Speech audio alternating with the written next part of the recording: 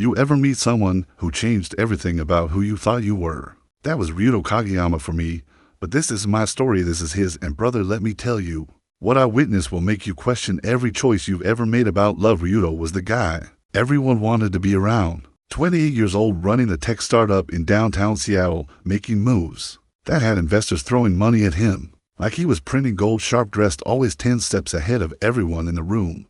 But here's the thing about Ryuto that nobody knew: he was empty inside, not sad, not depressed, just hollow. Like he built this entire empire and forgot to build a soul to go with it. Then she walked into his life, Akira Chen. Man, when I first saw her, I understood why Ryuto lost his damn mind. She wasn't just beautiful, she was the kind of beautiful that makes you forget your own name. But it wasn't her looks that hooked him, it was the way she looked at the world, like she was daring it to break her. Akira worked at this hole-in-the-wall bookstore in Capitol Hill philosophy section, mostly the kind of girl who could quote Nietzsche while serving you coffee and make you feel like an idiot.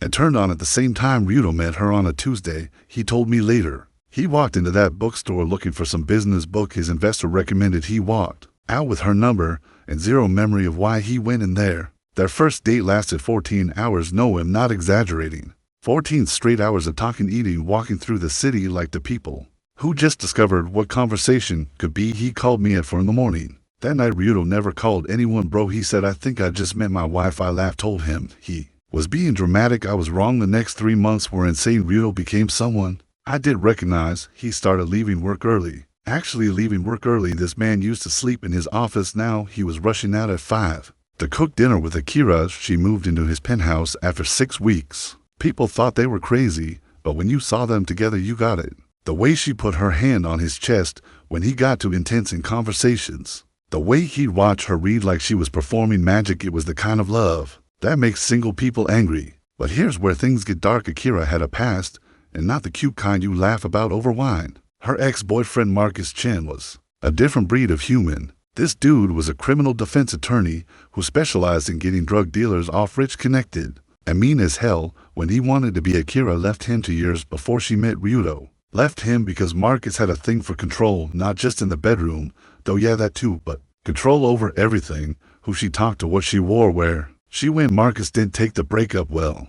Restraining order kinda not well, but money makes restraining orders disappear. And Marcus had money for months into Ryuto and Akira's relationship. Marcus showed up, just appeared at Ryuto's office like he owned the place. I was there that day, watched the whole thing go down. Marcus walks in, wearing a suit that probably cost more than my car, smiling like he's there to make a donation. Ryuto Kageyama, he says, extending his hand. Marcus Chen, Akira's husband, not ex-husband. Ryuto went white. I mean, she white. Marcus pulls out papers, marriage certificate from 3 years ago.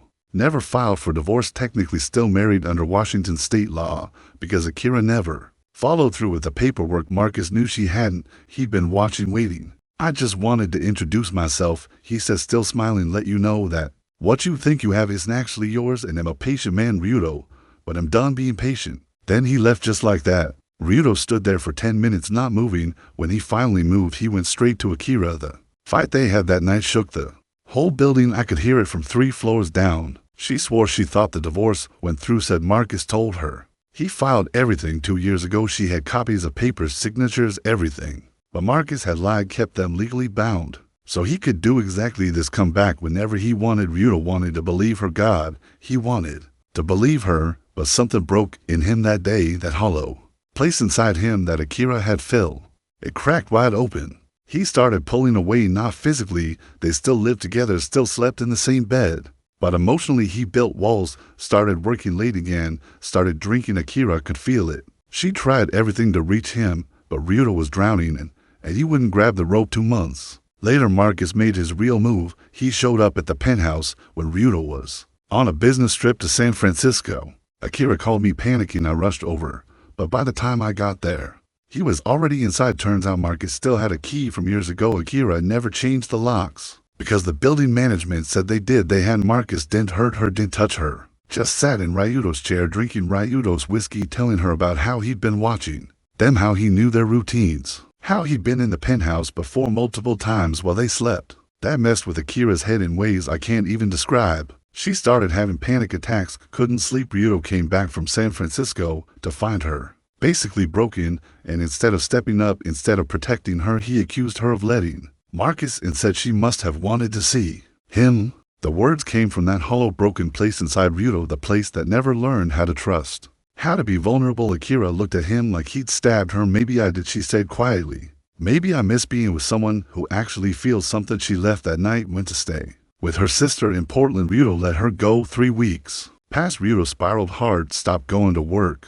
His business partner had to take over. I tried talking to him, but he was gone, just staring at walls, drinking. One night I found him on his balcony at 2 a.m. He told me everything about how his mom left when he was 7, just walked out one day, never came back, about how his dad told him love was weakness, about how he built his whole life around never needing anyone, and then Akira came and he needed her, and it terrified him so much he sabotaged it. I asked him what he was gonna do.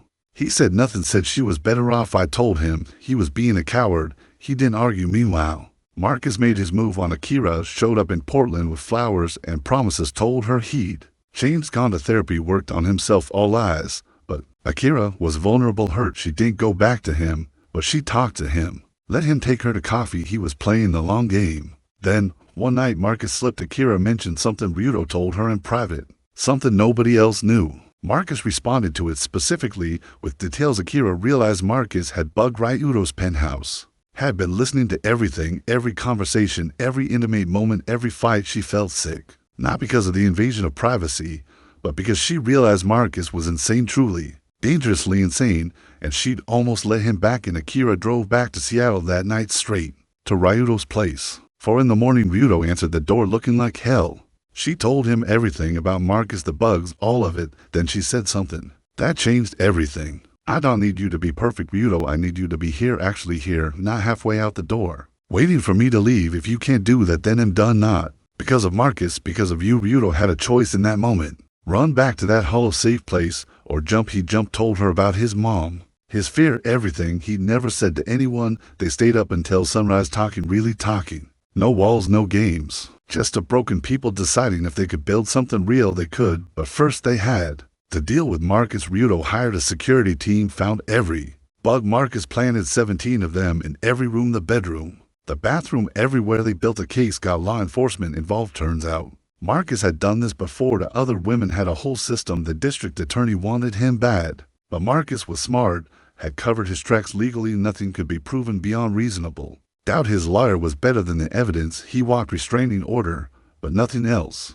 Marcus sent Akira a text the day the case was dismissed. This isn't over. We both know how this ends. You come back to me, or nobody gets you. Ryuto read that text. Something in him snapped. Not in a violent way, in a clear way. He realized Marcus wasn't going to stop. Legal system failed, so Ryuto did what Ryuto does best. He outthought him. Ryuto had connections, business people who knew people. He found out Marcus was dirty, not just with the bugging, with his law practice, money laundering for clients, evidence tampering, real criminal stuff. Ryuto bought it all, every piece of dirt, every witness. Then he didn't go to the police. He went to Marcus, showed up at his office, laid it all out on the desk. Here's the deal, Ryuto said. You disappear. Leave Seattle, leave Washington, leave Akira alone forever, or I bury you so deep you'll never see daylight. Marcus laughed, told Ryuto he was bluffing. Ryuto stood up, walked to the door, turned back. I spent for months thinking I wasn't enough for her, that I was too broken to hollow. But you know what I realized, Marcus, and not hollow and just selective about what I fill myself with, and you're not worth the space. The next day, the Bar Association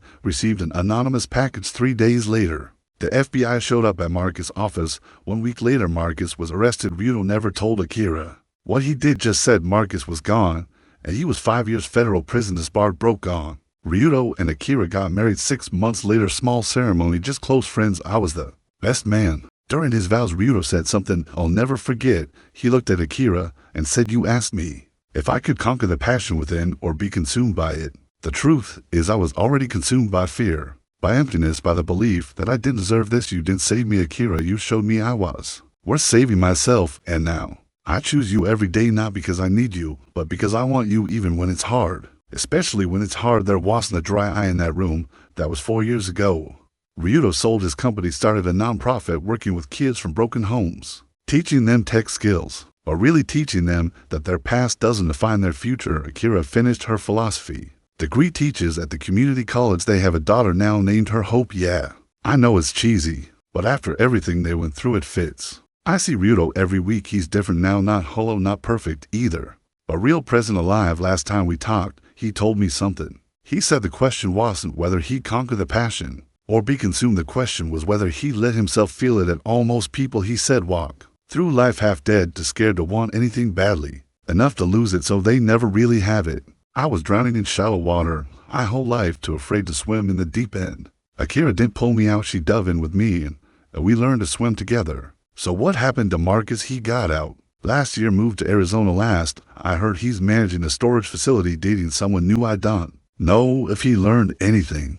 Some people don't, but here's the thing about Ryuto's story that gets me. It wasn't about defeating Marcus. It was never about Marcus. It was about Ryuto defeating himself. The version that was too scared to be vulnerable, too convinced he was broken to let anyone fix him. We all got that version inside us, that hollow place we fill with work or money or distractions or anger, anything but the real thing: connection, risk, love. Ryuto almost lost everything because he was too afraid to lose anything. Think about that. The person you could be with, the life you could have, the love that could fill all those empty spaces. It's sitting right there, but you gotta jump, you gotta risk the fall, because the alternative, that hollow safe place that's not living, that's just existing, and Ryuto will tell you himself existing is the slowest way to die. So yeah, Ryuto Kageyama conquered the passion within, but only after it almost consumed him completely. And honestly, maybe that's the only way it works. Maybe you gotta burn down completely before you can build something real from the ashes. I don't know, but I know this: when Ryuto looks at Akira now, when he holds his daughter, when he talks to those kids at his nonprofit, has not hollow anymore, has full and brother. That makes all the difference.